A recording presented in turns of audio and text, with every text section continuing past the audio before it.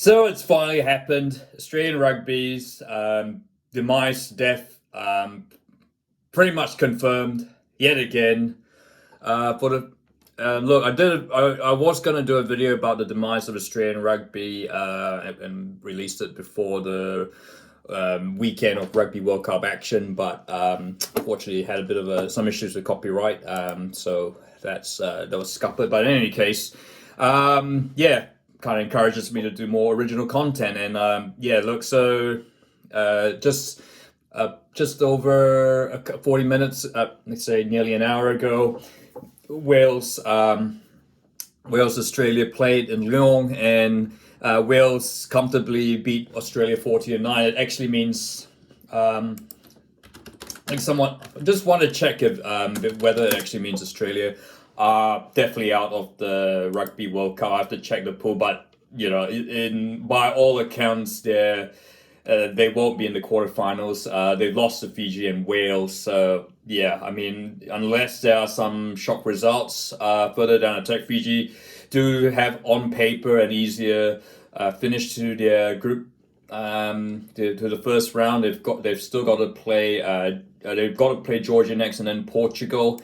Wales will almost certainly finish top of the group again, as long as they avoid a shock further down the line. So yeah, so it's and to be honest, it's not. I guess this outcome has not really come as a surprise. I mean, if you go into, you look at Australian rugby this year alone, they didn't win a single game until they played Georgia. And look, honestly, I thought they actually had to turn things around again in that game against Georgia. Georgia was sort of expected to upset the Wallabies, but yeah, then they played Fiji and looked as if they were the underdogs in that game, to be by all counts. And yeah, the trend sort of continued against Wales, who, Australia were just never ever in that game. And yeah, it is sad. I guess as a New Zealand rugby fan, even though I'm wearing this Welsh top, it is a bit of a concern. I think that well, look, New Zealanders love seeing Australians lose. I mean, you saw that, in other sports, in the NRL, the netball, but the synergy still, it's a sort of like a symbiotic relationship. While we love beating the Aussies, we kind of need the Aussies to be competitive, and to see it in the state is just truly sad. Look, I think. And then the other video I did sort of mention, of course, the Australian rugby's glory era was certainly the 1990s to the 2000s, to mid 2000s. Even though I know the Wallabies certainly had made one World Cup final appearance in 2015, but undoubtedly the best years for Australian rugby was certainly under Rod McQueen. And with the likes of John Eales, Tim Horan, Stephen Larkham, George Gregan, George Smith, etc. in the side, it was a side. It was a side that even All Black. I think when I first followed rugby back in the late 90s, 2000s, the Australians were the team were the standard bearers, in world rugby. I mean. And there was it's hard to believe, but up until 2003, New Zealand was just barely praying to get the Bledisloe Cup back. We had a couple of failed attempts, heartbreaks in Sydney, and Australia were pretty much what New Zealand were until recently, of course. And so it is. Look, the decline has been really critical. It has become. I think it's evident that the decline. Australian rugby has pretty much fallen off a cliff. As much as we hoped that they were showing signs of revival in the mid 2010s under Michael Checker. There was some. And look that. It hasn't been the case. And there's even I think. The problems clearly boil down to it's systemic. We'll look at the top of at the top. Australian rugby has had a change in leadership. You've had I guess it went from John O'Neill, who, while he was a very good chairman, he didn't necessarily leave Australian rugby in the best shape financially. They did spend a lot of spent a lot of money trying to get NRL players across. You likes of Matt Rogers, Lote Tuqiri. And look, I mean, while those players did do quite well for the Wallabies, I guess the investment wasn't quite, the turnout wasn't quite there. They weren't getting the influx of NRL players into the exodus of NRL players into rugby as I think John O'Neill might have liked. And in fact, as it is, the NRL has gotten stronger and stronger in the last 20 years. They've had more. The TV deals keep getting renewed with Fox and News Corp, and they keep getting more lucrative.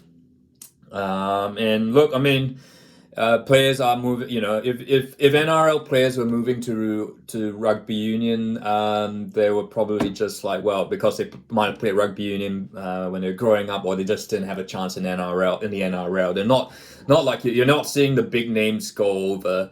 Like we did back in the day. I mean, I know Eddie Jones got a some young rugby NRL player whose name escapes me right now, but I mean, again, he's a sort of rising star. He's not, I mean, the equivalent, like, I guess you think your Reece Walsh, Nathan Cleary jumping over to Australian rugby, that would be, that's kind of my equivalent to like to Wendell Saylor, Lote Tuqiri, and Matt Rogers joining Australian rugby back in the 2000s.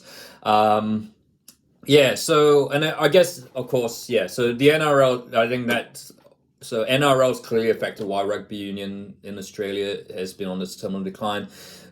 Obviously, because they certainly are hogging up a massive chunk of that rugby union / league heartland base in New South Wales and Queensland. And look, rugby union just has not expanded across the country in the same way that the NRL and AFL have. And look, I know they had the Western Force. They've got the biggest club membership over there, but really it pales in comparison to West Coast Eagles and Fremantle Dockers. Even though those two sides are having their worst years. That I guess it is a bit of. I mean, you can now saying it. I think Australia almost feels like the United States, where it feels like it's sort of like an anomaly. They both have the number one sports are sports that no one else has played. Like Australia's got the AFL. United States and Canada have gridiron, NFL, CFL, and no one else plays those sports. And you just consider the USA, of course, failed to qualify for this World Cup, and Australia arguably, don't really feel like they don't deserve to be at this World Cup. And of course, they get beaten. Yeah, they get beaten by countries with a far less population. But I think, so that's where it is. Can Australian rugby get out of this? Well, it's hard to know. I mean, look, it looks like the leadership problems haven't been resolved, because it looks like Eddie Jones might very well be on his way out after this, which actually makes it a whole farce of hiring him in the first place, only for him to go back to leave Australian rugby. I think the word is he might be going back to Japan, whether I'm not sure it's a national side, because I doubt he'll take that. It'll probably be some club side. I guess, look, they're hosting the 2027 World Cup, but I mean, at this rate, that's going to be a bit of a farce if, as things stand.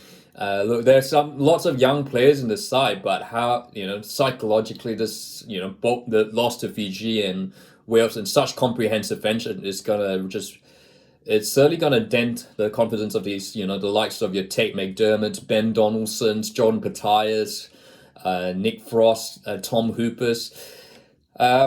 So look, it's it is very difficult to say. Look, the last 20 years we've prayed and hoped that Australian rugby, the light was finally being, shining at the end of the whatever tunnel Australian rugby is. But that hasn't been the case, and we've seen false dawn after false dawn, and as a New Zealand rugby fan, it is sad. We love beating the Wallabies in Australia at any sport, but we want to see a contest as well. So that's not good. So look, I'd like to hear your thoughts. Is this the end of Australian rugby, or rugby union in Australia? Can Australia bounce back? Will they be able to bounce back in time for 2027 when they host the Rugby World Cup in their country? Is it safe to say that rugby union is pretty much dead and buried in Australia? I'd like to hear your thoughts. And look, if you like this video, please feel free to like, and please do subscribe as we certainly try and get this new incarnation of the LIM report up.